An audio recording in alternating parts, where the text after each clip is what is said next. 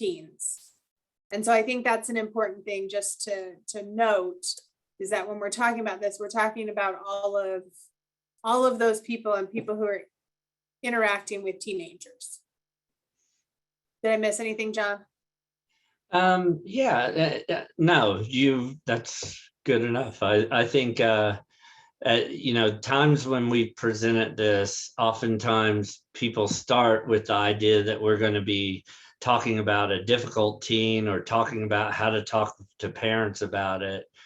And it's kind of a caveat or whatever, that usually people will start thinking about their own experience with teens and their interactions with them. And so I think it's important to think about how to use this information, not just to help others, but also how to pay attention to it for your own work when you're working with a teen. Because it's some stuff that I think we don't necessarily think about as much. And I think it's an important piece to be paying attention to. Now, what we're going to present today is really just a piece of a bigger model. Crystal, I work with USARA. Good, thank you. And it comes from a guy named Scott Sells, and Scott did a lot of work and actually did his dissertation on this, but he did a lot of work and created this this model that we went around doing a ton of training with clinicians, but also worked with parents. And one of the things that I think is interesting about the piece of this model that we're presenting today is that this is a piece that can be really fun in working with parents who are about to have had it with their kids, and they've had it with their teen, and they have no idea what to do, and they will say, we have tried everything. And so this is the piece of the model that really gets at shifting an adult's thinking in how they begin to interact with teens. So do you want to? Yep. Go to the first slide. So like I said, this is a part of the bigger model. So you have to think that you've already established some sort of relationship, whether you're in a school or in practice, in mental health practice, or even in residential. There's some sort of established relationship with the parents. And one of the things that this piece starts out with is a little bit of psychoeducation. And so one of the things to note, and one of the things that I think is important for any adult to note, is that adolescents and adults view interactions in very different ways. And so adults are usually very outcome oriented in how they think about an interaction with an adolescent. They're looking for a result. They are wanting the rules to be followed in that interaction. Yeah, they want a task to be completed. Yeah. We do that a lot as parents. It's like, we need to get the dishwasher emptied. We need to get this. We need you to pass your classes. We need you to get your homework done. Make your bed, whatever it is. Yeah. Adolescents are much more process oriented in their interactions. They're much more interested, and not intentionally, this is developmentally appropriate. They're interested in controlling the mood and direction of the interaction. And they oftentimes in an interaction are trying to destabilize the adult. and the ability of the adult to enforce the rules. And so, like Jennifer said, a good example of this would be empty the dishwasher. And you say, empty the dishwasher, and your adolescent goes, I did it last time. Were you at my house yesterday, John? And the parent will go, I know you did it last time and I appreciate it. Now, could you do it again? Well, you never asked Sally to do it. Why can't she do it? I did it last time. Well, Sally's doing her homework right now and you were just sitting around, so I thought you could do it. Very rational, very end result, outcome oriented. But that's not fair. I could go do my homework right now if you want me to. I'm going to go do homework now. Well, but you weren't doing homework, and I need you to just empty the dishwasher. Let's not get into this. Yeah, but it's not fair. Last week when you asked me to do it, I was doing something important, and you didn't ask her then. I've done it like 3 times, and she's done it once. She's probably not even doing her homework right now. Look, I'm just empty the dishwasher. But it's not fair. It's not fair what you're asking me to do. Well, you know what? Always the one who empties the dishwasher. No one else does. Always, life's not fair. Now the adult has just entered into the adolescence world.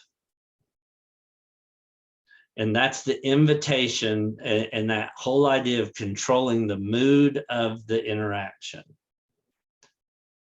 And that's why I say, we can talk about telling parents this, which is what this model talks about. But usually when we present this, at least half of the audience is like, oh, shoot, that just happened last night, to themselves. Because this is what I love about this model, is that this is the foundation of everything else we're going to talk about today, is to understand the differences in what is trying to be achieved in an interaction between an adult and an adolescent. And by the way, one of the things to note is the adolescent is only doing what is developmentally appropriate. Adolescents live in an emotional world. That's why they're so dramatic. That's why they, act bipolar. They live in an emotional world. And so in interactions, they're always trying to invite someone. That's the connection they make, is by inviting you into an emotional interaction. It's how they get power. Yeah. So next slide.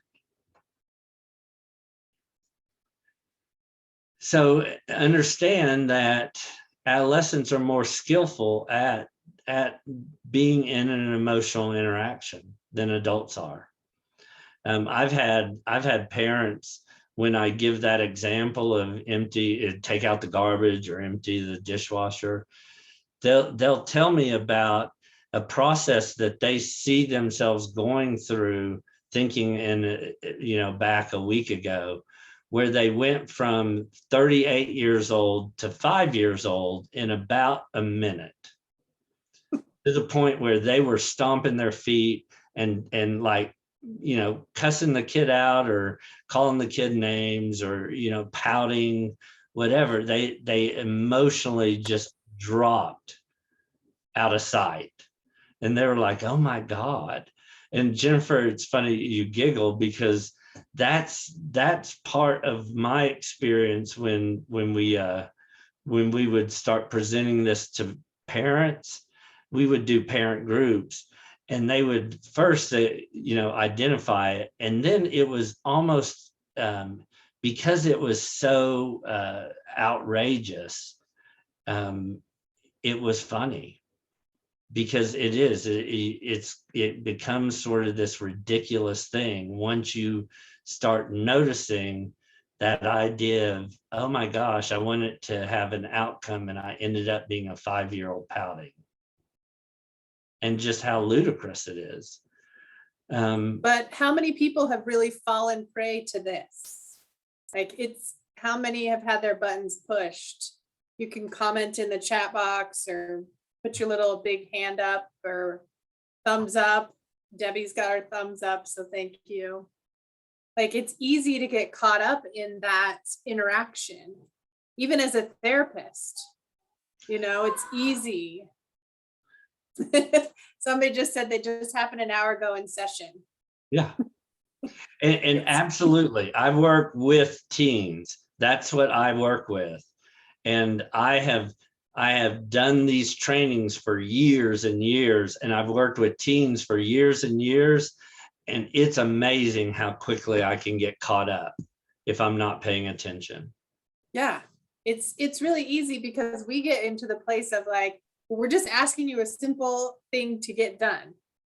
Why does it have to turn into this emotional discussion, a tantrum, stomping your feet, a complaining about everything else? It has nothing to do with it. You know, yeah, I mean, that dishwasher conversation, somebody's saying that it sounds like their conversations. Yeah, mine too. Yeah. I have an 11-year-old who loves to argue about the dishwasher. And this is the reason to do parenting groups, is because everybody's experienced this. Oh yeah.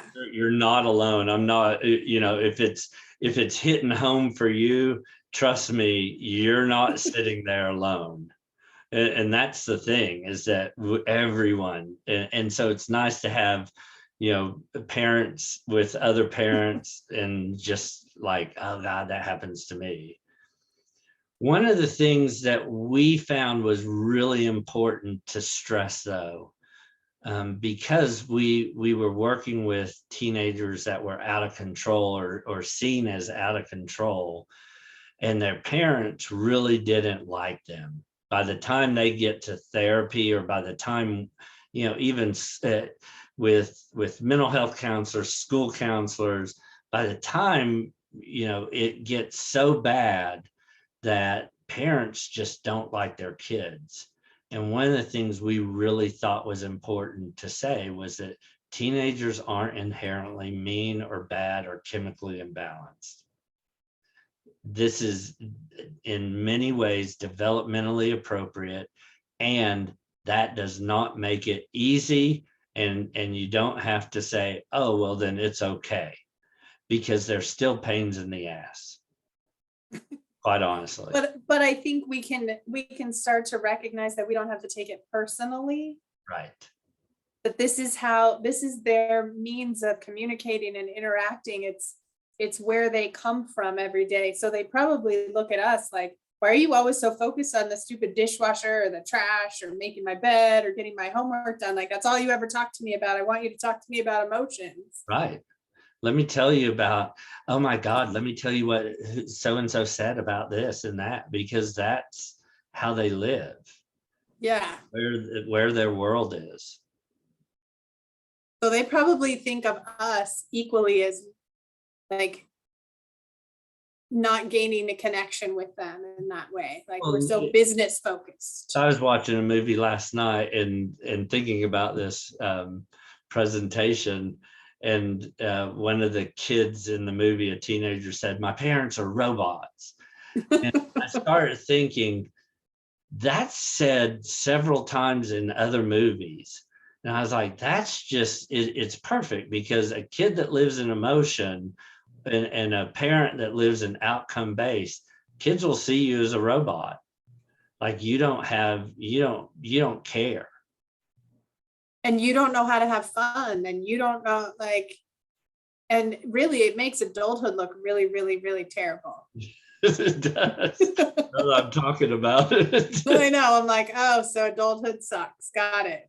So the next step that we talk about with parents is one of the ways that adolescents invite adults into this emotional world is by the skill of button pushing. And that's not a new word by any means, but one of the things that we will do is we hand them a list. And if you want to go to the next slide, it's actually the next two slides, but we'll hand them a list with the top 10 ways that we've heard adolescents push an adult's buttons. And what we'll do is we do like a parent group for this. And y'all can do it in many different ways, but this is the most fun parent group you'll ever do. Is what we will do is we put buttons, different sizes, and we just spread them out on a table. And we give them a list. You say, these are things Excuse me, making one from inside. that push a parent's buttons. You know, you're not. And you will get a copy of this PowerPoint. So you don't have to frantically be writing this all down. And as facilitators of the group, we'll say, okay, and we'll ask, is there one on this list, does any of these stick out that your adolescent does? And we inevitably will have a parent say, my kid all the time says, you never let me do anything. It drives me nuts. And one of the next thing we'll do is say, so when you hear that, where do you feel it? Where you experience that? And they'll say, well, it makes me mad. And say, okay, it makes you mad. Does it make you mad because it like drives you crazy, like in your head? Or do you want to punch them, or you want to kick them, or where's it at? I want to punch them. Is this a big trigger for you? No, it's a medium size. And so, okay.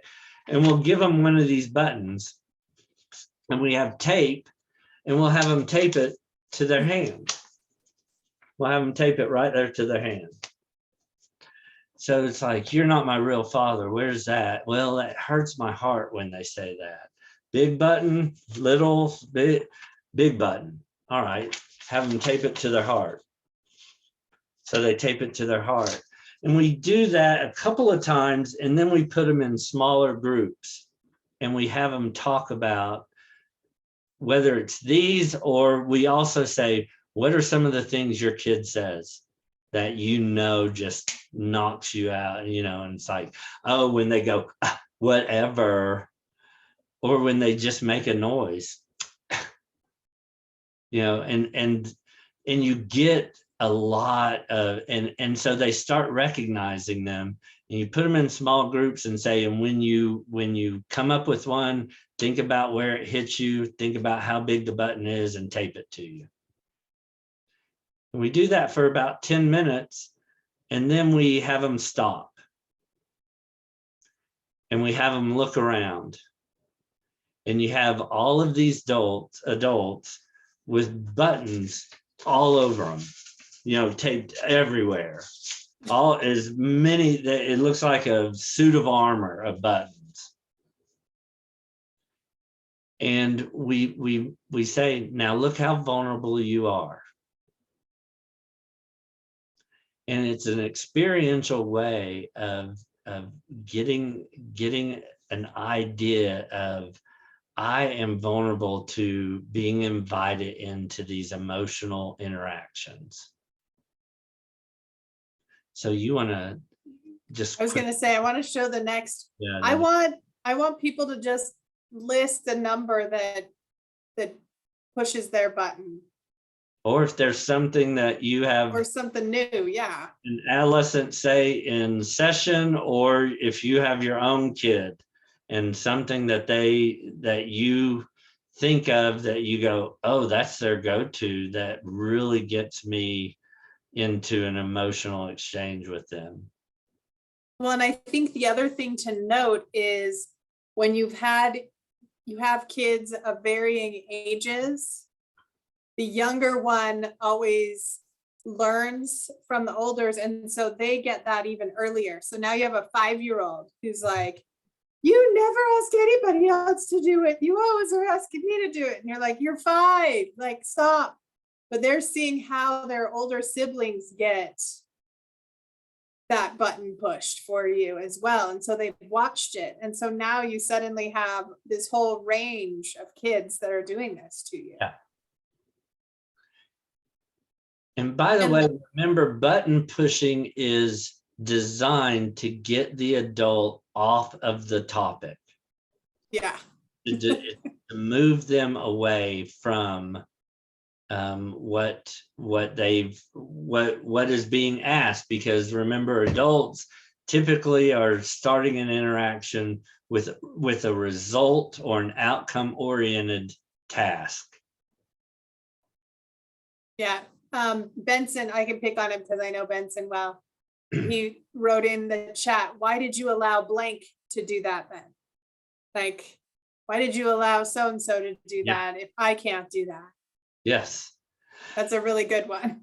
So if you remember, let's take Benson for a minute. If you remember back to, I think it was our last presentation on themes of engagement for adolescents. One of the themes of engagement was fairness. Yep. And so Benson, that's right. That is a request that is pushing toward fairness. And fairness is an emotional state for adolescents. And it is an emotional piece that we have to pay attention to. And remember, as soon as an adult says, well, life's not fair, now you're no longer getting the trash taken out. Yeah. Because you're about to go into a whole story about how life's not fair. You were going to lecture. Yes. And somebody else said, their kid says, I'm just going to drop out because I don't care. Yeah. Oh, you can't drop out. What's good? If you drop out, Right. then this and this, you know? Yeah, that's a good one too. Somebody said add being ignored or giving the silent treatment. Absolutely. and being ignored is, again, a total invitation to tap into your emotional place. Yeah. Yeah. I think that's the pouting, the ignoring, the pretending they haven't heard anything, just giving you a dirty look when you ask them to do something. And by the way, there's one that's not on here, and it's actually part of another part of this model. We used to talk about adolescents have literal disease. So they will take what you say and take it to its literal place. And I think I spoke about this, I forget where, but I think I saw in the chat somebody said being home at 11. And I had an adolescent that was home by 11, but they were in the front yard having a party with their friends. And the parents got pissed at them, and they were like, we're home at 11. And so, and then, you know, it was, all right, I want you in the house, but that's not fair. You said I just had to be home at 11. And again, now that's not fair. Look, you knew what I meant. And once you start saying those things, now you are on the topic of, oh, what is real and what isn't, and what you meant and what you didn't mean, as opposed to getting in the house. Yeah. And remember, when adolescents, they're not intentionally doing this. This is where they live. That creates connections for them. That's their connection, is those emotional interactions. So the next couple of slides are just reminders from our last. These are the themes, the adolescents' themes of engagement. This is where they live and they come from, and they want that independence. So leave me alone is independence. They don't say, hey, I desire independence. They say, leave me the F alone. Now, leave me the F alone typically will get an adult into their emotional state. So this is where the two things that we've talked about, the thing we talked about last time and this time connect, is that those themes of engagement for adolescents are based on developmentally appropriate emotional bids. Yeah. Let me do it by myself. Well, I don't trust that you can do it. Oh, you don't trust me? And so see, Jennifer, see, I told you. And now it's like, oh, well, and then everything is, I'm deflecting away from what you are trying to get me to do. Yeah, and you'll find yourself, you're sending them to their room and you're unloading the dishwasher, taking out the trash, or fixing them a sandwich because you feel bad that they've told you there's no food in the house ever. Right.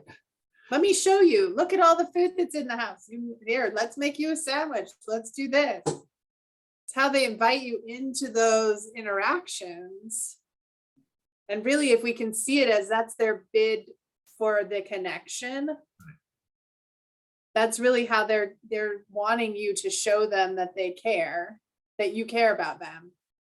So it all goes back to that first slide about remembering and helping whatever adult you're working with, helping them to remember that you and the adolescent are coming from different places, and neither one of them are the devil. They are just developmentally are coming from different places, and those interactions don't necessarily fit together. And what we're going to do here in a minute is talk about some of the strategies that you can give an adult to not enter into these interactions. So that's where this is going, but yeah, we're getting there. Yeah, but these are those reminders of those adolescent themes of engagement. So these independence, this maturity, self-control, self-respect. Desire for justice is fairness, and Yeah. so, you never asked so-and-so to do this. I did it last time. Those are that, again, your adolescent isn't going to say, I desire fairness.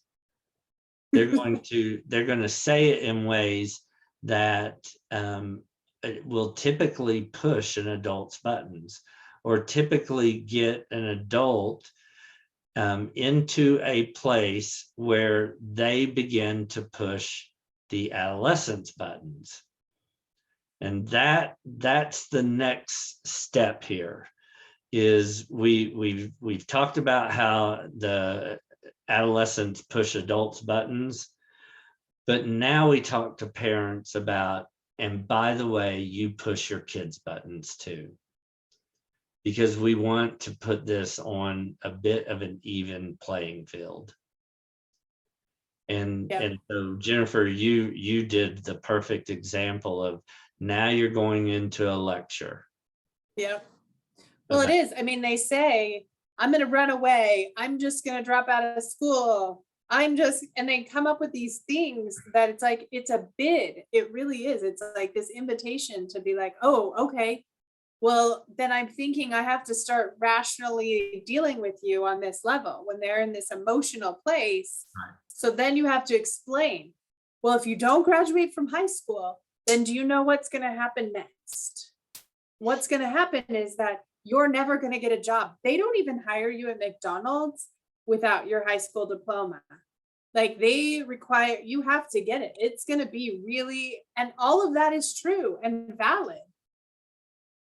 But is that what they're really wanting to, like, is that going to get them to change their mind? So one of the things for me, when I first started working with adolescents, and they don't just do this to parents, they'll try to invite anyone in. One of the things I had to pay attention to was these first two, and the whole idea of preaching and the whole idea of talking in chapters. And I had to realize that once I've said one sentence, I need it to shut up. And so I better make that one sentence important. Because if I begin to talk in chapters, then the adolescent is done. Because usually if I'm talking in chapters, I'm doing exactly what you're talking about, Jennifer. I'm trying to rationally convince them of something or educate them about something. Yeah, because they just don't know. We're looking at them like they just don't know what's going to happen. Right. And that they're idiots, which is disrespect. And remember, one of the themes of engagement is respect. And so if I'm disrespecting, I'm pushing their buttons, which puts them even more in an emotional state. Right. So it's sitting and saying, well, I want to understand, why do you want to drop out then? Like, it's very similar to what we talked about when we did that suicide training as well, a couple of times ago. It's like, instead of trying to talk somebody out of suicide, we're saying, let's sit down and understand why you're feeling so much discomfort or pain. Yeah. So this is the same thing. It's, why do you want to drop out?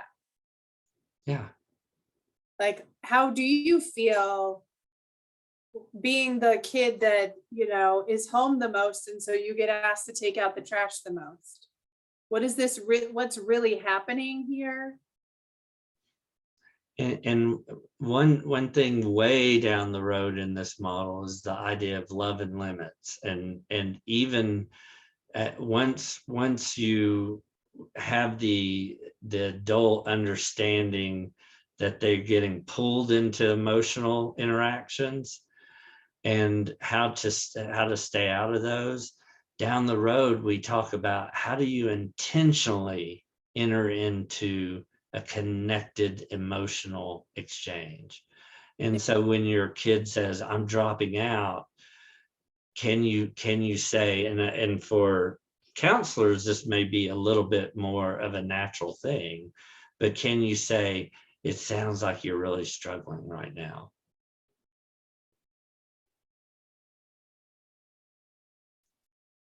That comes across totally different.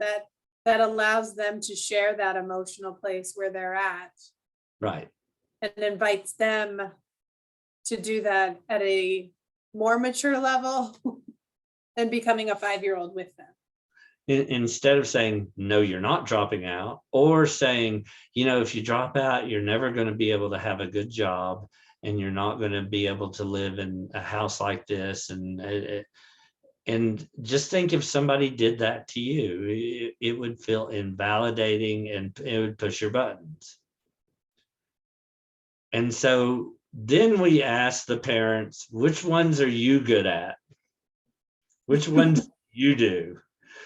So we're having parents take some responsibility for the interactions they've been in with their kids.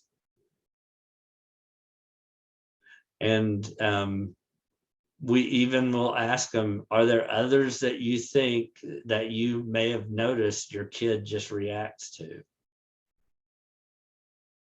And what's interesting is some of the button pushing things that their kids do, they do too. Mm-hmm. Ignore my kid. Oh, you're going to ignore me? And then they just go back and forth. You're going to ignore me? You're going to ignore me? And by the way, when we're presenting this, we try to have a little bit of lightness to it, because there is some absurdity to all of this.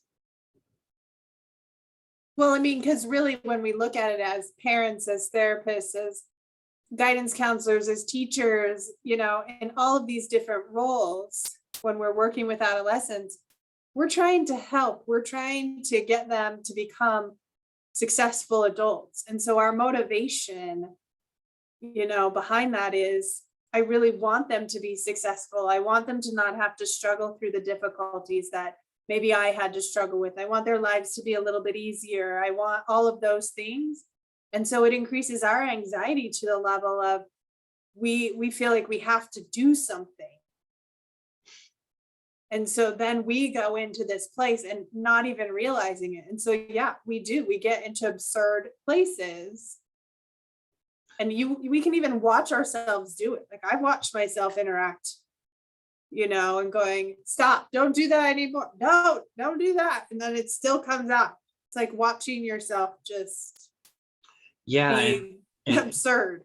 And one of the things we learned was that knowing this information was helpful, but it didn't necessarily stop the adult.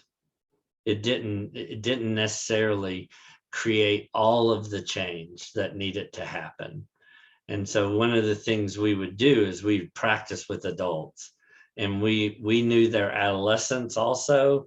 We now knew their buttons because they've just told us their buttons.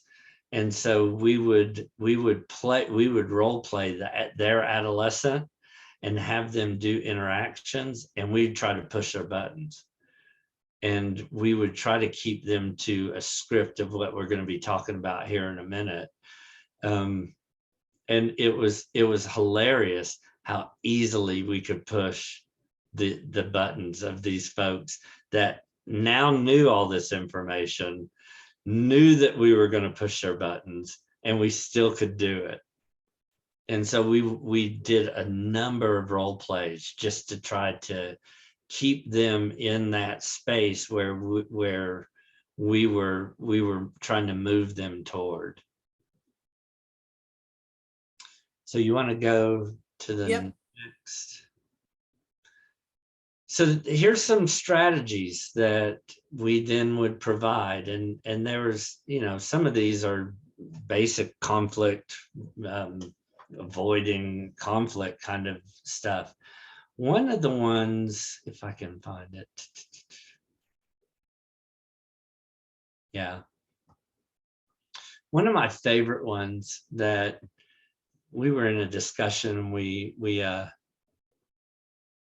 and we thought of this, the using deflectors, and it was we were giggling about it as we were talking about it, but the whole idea of using words like nevertheless, be that as it may, regardless, as a word to use to give yourself a moment to, in some ways, it's a statement of, I hear what you're saying, but it also allows you to redirect the conversation back to whatever you want it to be, results or whatever. So, empty the dishwasher. I did it last time. I know you did. Can you empty it again? Yeah, but I did it last time. I've done it the last 3 times. That's not fair. Nevertheless, I need you to empty the garbage, or I need you to empty the dishwasher. That's not fair. Nevertheless. Be that as it may, or nevertheless.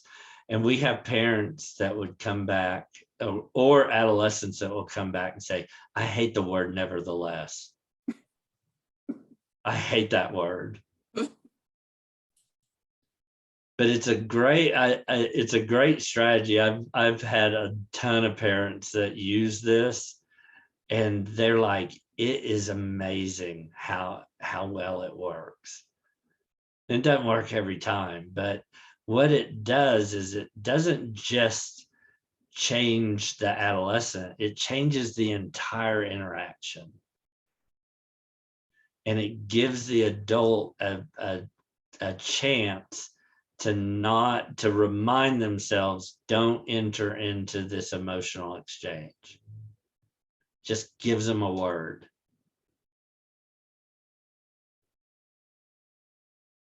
So we offer them these, and we take them through.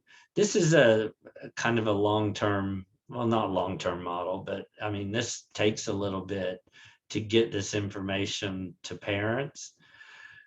And we talk about each one of them and we have them choose which ones make the most sense for you. Yeah, because I think you have to pick things that you're going to actually do. And you have to identify a strategy ahead of time, because the dances that we're in already, I mean, you can get into that same dance every week with a client that walks in your door who says, I'm not going to do any of my effing homework, and I'm not going to blah, blah, blah, and I'm not doing this and that. And it's okay. Nevertheless, we're going to be talking about some other things today. So let's put the homework on the shelf. Whatever it is, Yeah. we know those dances, we have to like choreograph new moves in the dances. Absolutely. And so as a counselor, for me, two of the biggest ones I feel like I need to pay attention to is staying short, that number two, the second one, staying short and to the point, because remember, and Jennifer knows this, I love talking, and so I can talk in chapters. And if I'm caught up in the emotion, I can really talk in chapters. The other one is a basic counseling skill, staying in the present, which is farther down. And that one is using the here and now, using in counseling terminology, it's using immediacy. And so when an adolescent in session says, you're just a or whatever, or or I'm not going to do that or whatever, I will typically say, what's happening for you right now? That's staying in the present. Yeah. Instead of me trying to talk them into it, or saying it, or even saying it's okay if you don't do it, because maybe it's not okay. But it's for me, how do I connect with them in that present moment? What's happening for you right now? What came up for you? Why do you feel so strongly that you need to make sure that everyone knows you're not doing the effing homework? Yeah. What is it about that homework that is so challenging for you? What is going on here? I think for me, John, it's that separating misbehavior from personal attacks that I see so much. It's easy to get hurt and to have our feelings hurt because we're like, we do so much. We make so many sacrifices as parents, and even as I think as therapists, or as guidance counselors or school counselors, teachers, but like, this is a hard job. This is really hard. And we've made a lot of sacrifices in our lives to join this career, to get to this point, and to have somebody sit in a session when like you're going, I could be doing any number of other things, but I'm dedicating my time to be sitting here with you, and they're just attacking you verbally. Jennifer, even I don't know if I've said this lately, but I know I've said, look, I'm on your side. And that gets to that thing of, hey, I'm here for you, and you're acting like this to me. That's not, and getting all personal about it. Yeah. Yeah. And really, what is it? What's really happening for them? Is it about the person they're talking to? Probably not. It really Yeah. has nothing to do with it. It is that they feel like they're not being respected, or they're not being heard, or it's unfair, they're being picked on, or maybe that something else has gone on earlier in the day that we're not aware of. And so they're lashing out, or they don't trust, or they're scared because you're saying that you're there to help them. And they're like, why would you be? I'm going to lash out at you. So it's figuring out how to separate that misbehavior from the person, and knowing that the behavior isn't the person. They aren't their behavior. So But I think that's a hard thing to do. Yeah. One last thing I want to talk about is just the next slide. I know there's a couple more after that, but it kind of goes along with the next one. And so it's the potential stumbling blocks for parents or for adults. But this is in some ways for parents. One of the things we did not want the parent to do once we've role played, had them try to stay out of these emotional exchanges, because, you know, an adolescent isn't necessarily going to cooperate and say, oh, you're staying out of an emotional exchange, so I'm just going to now cooperate. Still going to bid for you to not be in that place. And so one of the things we did not want parents to do was have to think on the fly.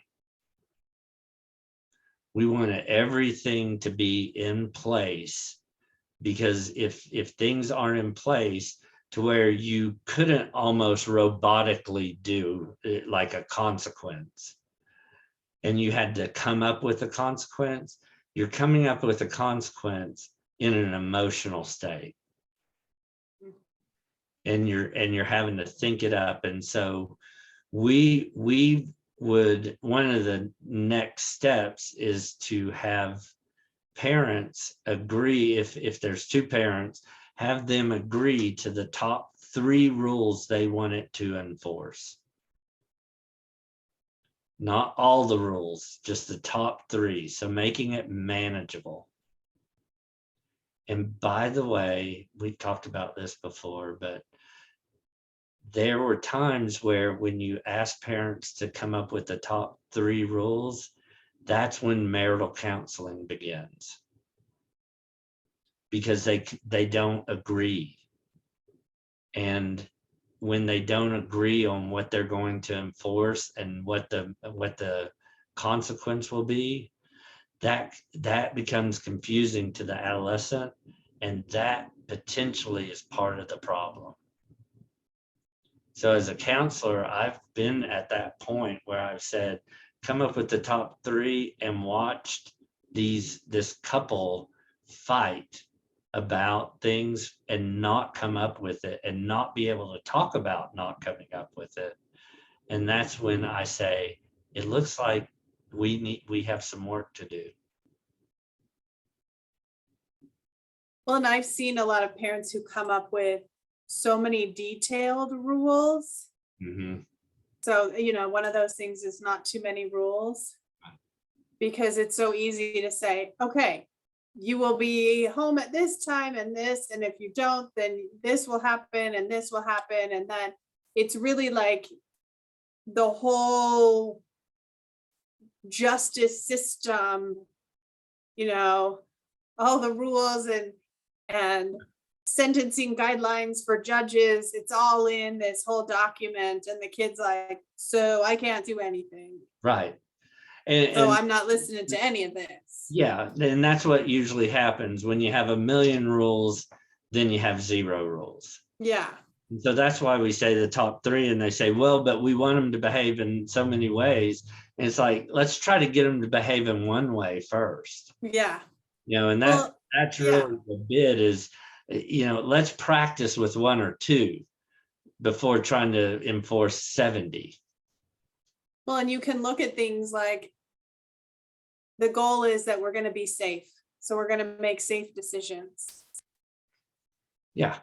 And have it as a general guideline of safety, and maybe it's respect or open communication, and you're talking those few things out.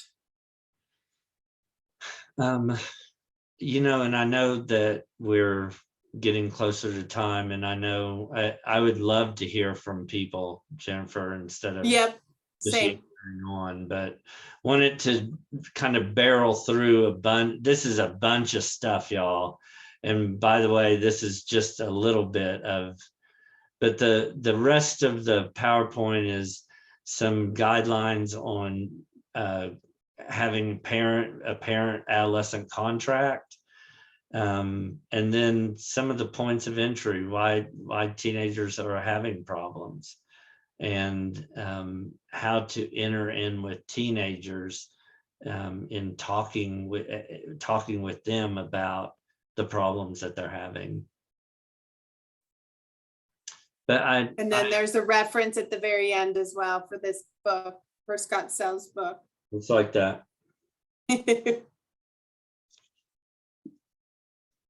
Mine's signed though, so y'all can just.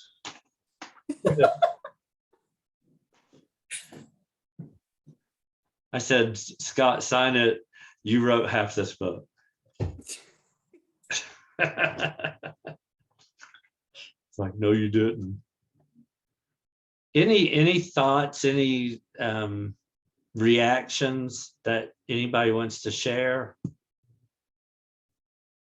Yeah, we have several minutes where we can have people bring up things or comment in the chat. You don't want to speak out.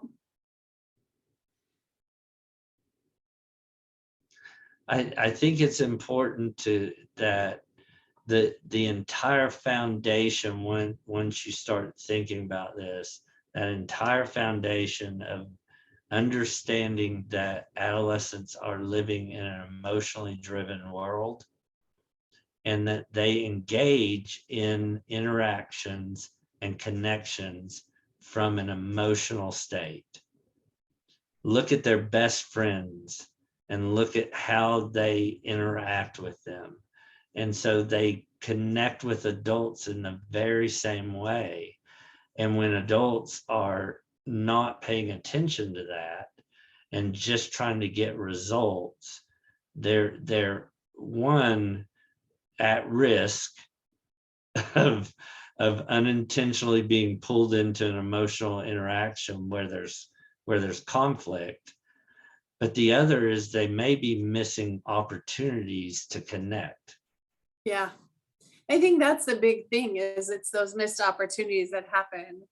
Even like John and Julie Gottman talk about those bids for connection in a marriage relationship. And I think it's the bids for connections in the parent-child relationship as well. And we miss them on a regular basis. Yeah. And if we're talking about working with others, by the time they get to us, they're angry. I mean, they're angry and they see their kid as the devil. Oftentimes. Yeah. And then they don't like them. Yeah, and they don't like them. So they don't want that. When you think of love and limits, they don't want the love part. They just want they've moved totally into the limits. And so they become guards in a prison and trying to just shut the kid down. And that's, and I'm not blaming the parents. That's the kid's just as much a part of that place. But it's really beginning to try to soften some of that. And part of it is that whole idea of, in many ways, your kid is developmentally acting the way that they're going to act. And it's kind of an appropriate place. It's not a fun place. And we talk about, it doesn't excuse them being horses patoots. It doesn't excuse them from a number of things. And, think of how connected they get to their friends doing the exact same thing they do with you. Yeah. Well, and I think their actions don't excuse us to have bad actions either. Correct. They don't justify it. I'm noticing we're getting some good comments, and Michael did put the code word in. Is it teen 222? Is that what? Teen 222 is the code word, and he put a link here. What? I'm glad he didn't do teen 666. Yes. I had to go for 222 because it's 222 of 22. Way better. And Michael, is this the link? Is that the evaluation Google link? The link is the evaluation form. So if you're looking for CE credits, or even if you just want to give us comments, and I do ask for future ideas for classes, But yes, if you'll go and fill out the Google form and put the code word in, I will send a certificate out. Please give me a couple of days to send the certificates out. Everybody kind of fills that evaluation in at different times. So sometimes it takes me a couple of days to let everybody get those in, and I'll get those out to you. I'll also send a copy of the presentation, the slides, with the certificates. And yes, we have been recording this, and I will send a link to all of the recordings that we've done, all the CE classes that we've done, and you can rewatch them and look at those again. So and then somebody's asking if they need to share their email to receive the PowerPoint. They got it through another therapist on their team. and she got off. Yeah, Brittany, if you would have just gone in, just do that evaluation. I'll get your email and send you those links. So I'm trying to be good with time. That's why I just sort of things I back. know you were good. Yeah. I could talk about this for a long time because it really does. I mean, it's relevant, and I think every adult experiences this. Yeah. Leisha's in, so great. She's been So- in the whole time. Oh, Hi, Heather. Go I ahead. just wanted to say thank you because that was great for me personally and professionally. And I'm trying to think, I feel like they should couple these parenting courses with immunizations for children. That when the kids go in at the different intervals, then we have to attend this course because it's so helpful to everyone. Mm-hmm. yeah. Yeah. And I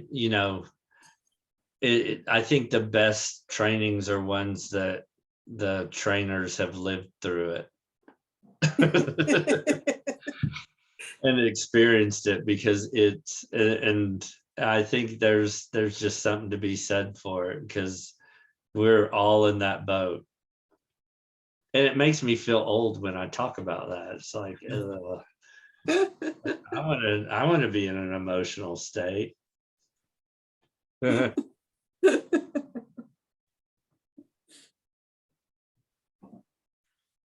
Joyce, if you will email me, I will get you the link for the class. And thank you, Heather, by the way. So Yeah. I think Jennifer and I stay on for a few minutes afterward, just to take any questions that people may have lingering. But Michael, are they kind Yes, we know some people have to get off for meetings and stuff. So, but if you have a question, we can definitely stay here for a minute and talk some more. Or if you want to listen in, but yeah, if you need to get off, we understand that. Thank you, everyone, for attending.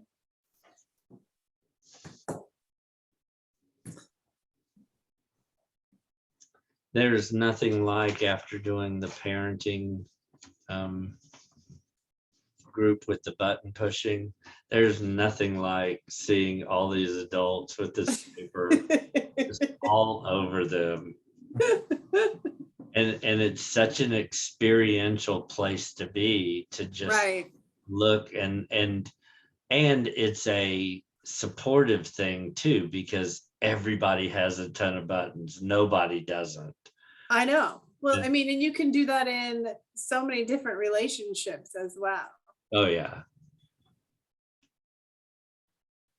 Yeah, Jennifer, you push my buttons left and right. I mean, I know. voted with them. I do it on Brooke, purpose. Brooke, I saw your comment. No, you're good. You'll actually, it's kind of funny watching the evaluations. Some of the answers on the code word come out quite interesting, but no, Brooke, you're good. We also take an attendance record. So I've got that. And if you did the evaluation, you're good to go. Okay, thank you.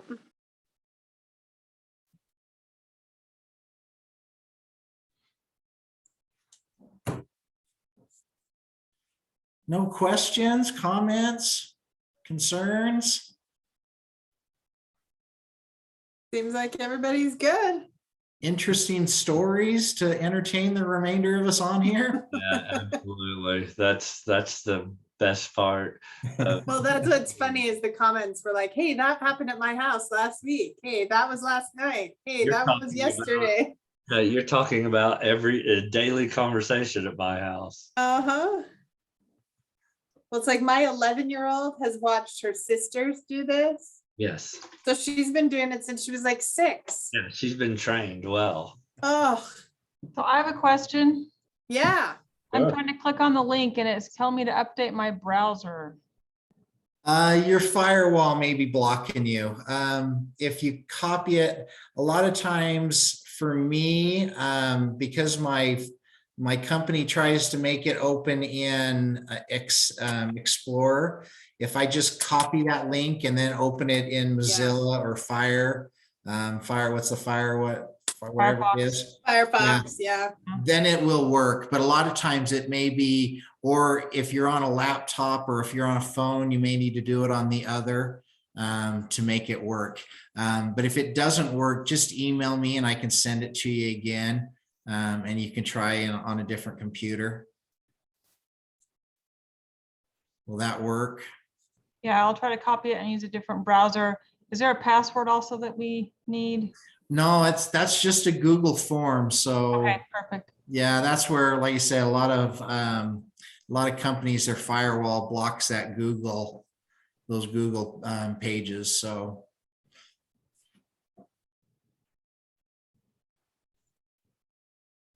Michael, I'm going to email you this PowerPoint in PDF right now so that it perfect, gets a little smaller. Yeah. perfect. Yeah. Send it in that other one that crashes people's systems.